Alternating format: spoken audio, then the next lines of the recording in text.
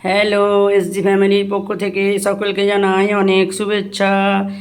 খুব সহজ পদ্ধতিতে সব থেকে কম টাইমে হয় বাঙালির প্রিয় খাদ্য আলু পেঁয়াজ পোস্ত নিয়ে চলে এলাম তোমাদের সামনে। এই দেখো, প্রথমে কড়াইয়ে তেল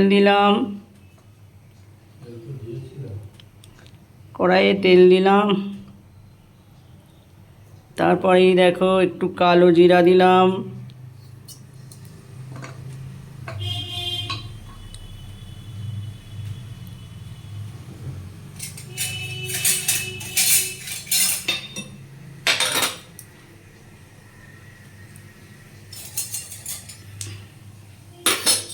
কালো জিরাটা একটু গরম হয়ে যাক। গরম হয়ে গেলে এই যে আলু পেঁয়াজ একসাথে কেটে ধুয়ে জল ঝরতে দিয়ে রেখেছিলাম,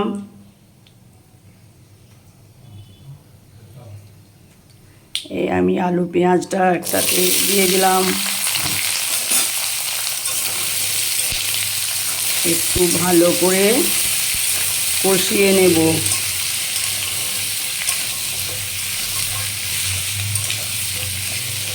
পোস্ত রান্না খুব সহজ।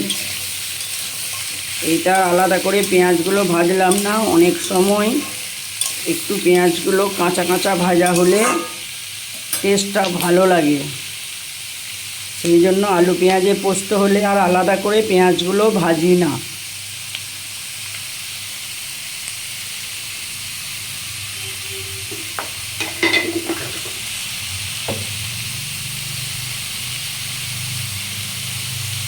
এখন একটু নুন দিলাম, তারপর আবার স্বাদ মতো দেব। নুনটা দিলে একটু আলু পেঁয়াজগুলো নরম হয়ে যায়।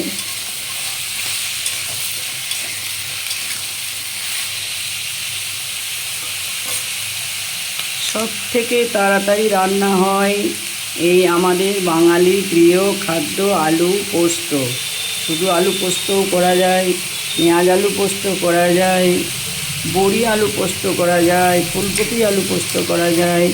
পোস্ত অনেক রকমভাবে, ভেন্ডি পোস্ত করা যায়, অনেক রকমভাবে পোস্ত খাওয়া যায়। এই দেখো আমার পাশে ভাত হচ্ছে, আর এই ভাতের হাঁড়ির মুখে জল গরম করতে দেওয়া আছে। ওই জল গরমটা নিয়েই এই পোস্তর আলু পেঁয়াজের সাথে দেব, তাড়াতাড়ি সেদ্ধ হয়ে যাবে। আর গরম জল দিলে টেস্টও ভালো হয়। এদিকে আমি পোস্ত বেটে রেডি করে রেখেছি।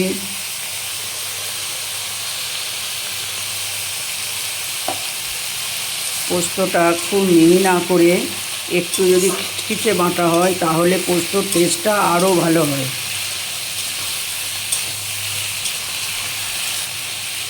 পোস্তটা আগে জল দিয়ে ভিজিয়ে রেখেছিলাম, নয়তো মিক্সিতে বাটলে খুব প্রবলেম হয়ে যায়।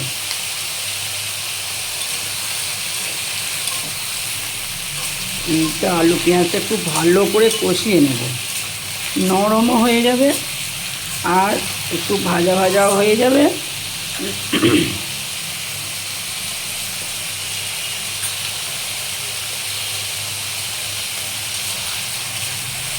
তা কষিয়ে নিয়ে জল দিয়ে ঢাকা দিয়ে দেব। পুরো ভিডিওটা তোমাদেরকে দেখাবো না, খুব বড় হয়ে যাবে, তোমাদের দেখতে বোর লাগবে। সেই জন্য সব কিছু রেডি করে জল দিয়ে সেদ্ধ করতে দিয়ে দেব। তারপর একটু গ্যাসটা বাড়িয়ে ফুটিয়ে নিয়ে গ্যাসটা লো করে দেব।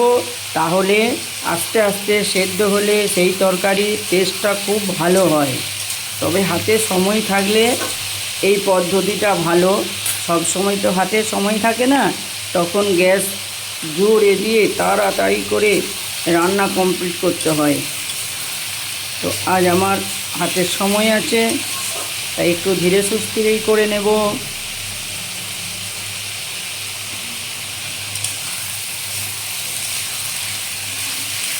দেখো পোস্তর আলু পেঁয়াজ প্রায় কষি এসেছে।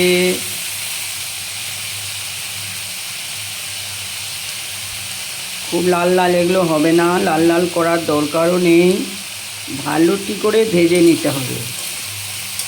নুন দিয়ে দিয়েছি, নরম হয়ে গেছে। আলু পেঁয়াজ থেকে তেলটা একটু ছেড়ে দিলে তারপরে জলটা দিয়ে দেব।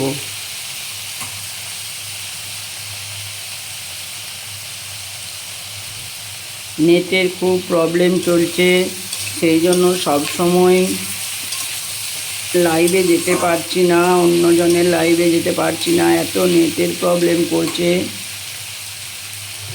আগে জিওর নেট ভালো ছিল, জিও করলাম, তারপরে এখন শুনছি নাকি ভোডাফোনের নেট ভালো। কি সমস্যা বলো তো? ভোডা থেকে জিও করলাম, আর তো জিও থেকে ভোডা করব না।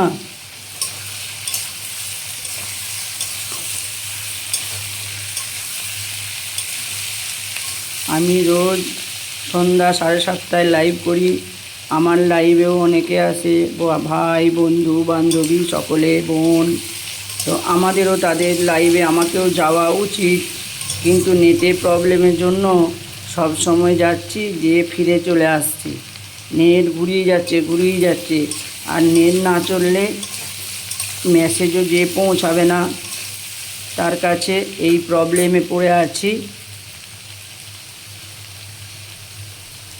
দেখো আমার আলু পেঁয়াজ কষানো হয়ে গেছে। আমি এরপর ওই গরম জলটা একটু দিয়ে দেব। গরম জলটা দিয়ে দেবো, তারপরে আলু পেঁয়াজ একটু সেদ্ধ হলে, হাফ সেদ্ধ হয়েই গেছে, হাফ সেদ্ধ হয়েই গেছে। তারপরে জলটা দিয়ে দেব, আর একটু সেদ্ধটা কমপ্লিট করে নেব। একটা ঢাকা দিয়ে দেবো একটু। এই দেখো জলটা আমি দিয়ে দিলাম,